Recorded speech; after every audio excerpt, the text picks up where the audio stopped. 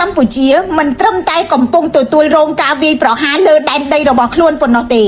កិត្តិយសនិងសេចក្តីថ្លៃថ្នូររបស់កម្ពុជាក៏កំពុងរងរបួសដោយសកម្មភាពដ៏សាហាវយង់ឃ្នងរបស់យោធាថៃនិងរដ្ឋាភិបាលថៃគេឈ្លានពានយើងគេថាគេការពារខ្លួនពីការគំរាមកំហែងរបស់យើងគេឈ្លានពានយើងគេតាក់តែងរឿងថ្មីថាគេបង្ក្រាប scam online គេឈ្លានពានយើងគេឲ្យយើងប្រកាសឈប់បាញ់មុនជាឯកតោភាគីនេះគឺជាអយុត្តិធម៌3ត្រួតចាប់បង្ខិតត្រួតចាប់បង្ខំឲ្យប្រទេសតូចមួយទទួលយកការបន្លំបោកប្រាស់ដើម្បីលួងលោមប្រទេសធំនេះគឺជាការពិតដ៏ឃោរឃៅនៃនយោបាយអន្តរជាតិយុត្តិធម៌មិនកើតឡើងដោយស្វ័យប្រវត្តិសម្រាប់អ្នកដែលទុនខ្សោយនោះទេយើងនិយាយការពិតតែម្នាក់ឯងមិនគ្រាន់ទេ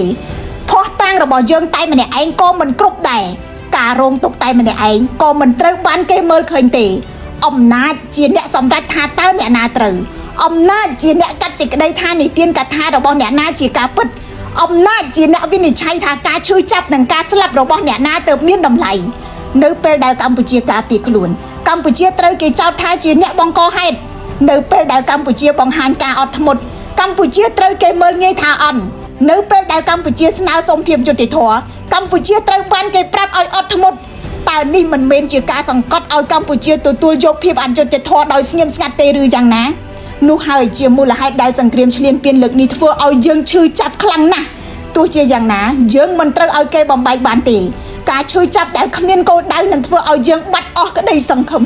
ប៉ុន្តែការឈឺចាប់ដែលមានទិសដៅនិងការតាំងចិត្តនឹងប្រែក្លាយទៅជាកម្លាំងជាតិផ្លូវឆ្ពោះទៅមុខសម្រាប់ប្រទេសកម្ពុជាគឺការពង្រឹងជាតិលើគ្រប់វិស័យ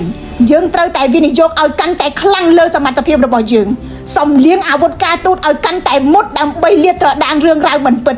បង្កើនកំណើនសេដ្ឋកិច្ចឲ្យធន់ឲ្យមាំពង្រឹងយុត្តិធម៌សង្គមជំរះអំពើពុករលួយយើងត្រូវតែប្រែក្លាយការឈឺចាប់ទៅជាកម្លាំងជំរុញផលិតកម្មក្នុងស្រុកពង្រឹងកម្លាំងពលកម្មជំនាញសមត្ថភាពបច្ចេកវិទ្យានិងយោធានិងទុនបម្រុងជាយុទ្ធសាស្ត្រអ្វីដែលសំខាន់ដូចគ្នាយើងត្រូវតែពង្រឹងឯកភាពជាតិរបស់យើងសង្គមដែលបែកបាក់គឺងាយនឹងរងការធ្វើបាបប្រជាជាតិដែលមិនទុកចិត្តគ្នាគឺងាយនឹងគេជិះជាន់រាជរដ្ឋស្ថាប័នប្រព័ន្ធផ្សព្វផ្សាយអាចមានគំនិតផ្ទុយគ្នាតែមិនមែនស្អប់ខ្ពើមគ្នាយើងត្រូវវេញគ្នាជាចំណងចងគ្នាជាបាច់ប្រសិនបើយុត្តិធម៌ពិតជាគ្មានសម្រាប់អ្នកទុនខ្សោយមែននោះយើងត្រូវតែរួមគ្នាធានាថាកម្ពុជានឹងមិនទុនខ្សោយទេខ្ញុំរស់សុធាពី News Today